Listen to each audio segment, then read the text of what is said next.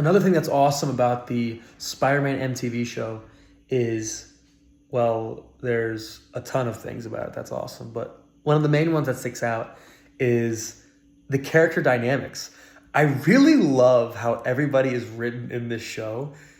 If you compare it to the Raimi movies, it's funny. In the Raimi movies, Pete is always trying to kind of win over MJ.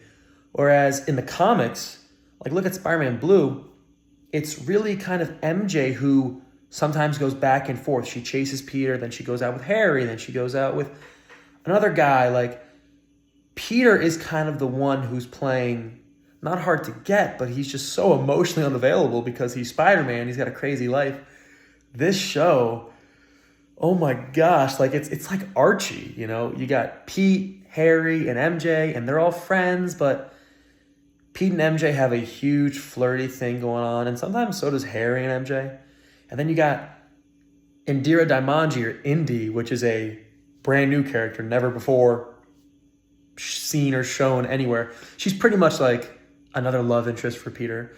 And it's actually kind of implied that Peter and her sleep together, which I don't know if, I can't remember the last time we had like implications of that in a Spider-Man anything, like a Spider-Man story where it's Peter doing, you know what I mean? It's so stupid to say.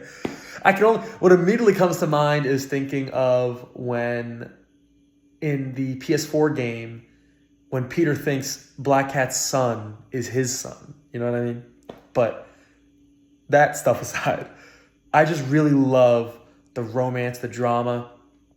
A great thing about Spider-Man stories is there's always two things going on. There's the Spider-Man superhero, supervillain stuff, the fights, and then there's the Peter Parker personal life drama.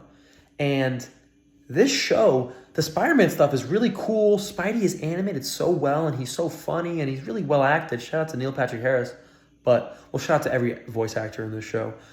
But the Peter Parker stuff, that's more interesting to me.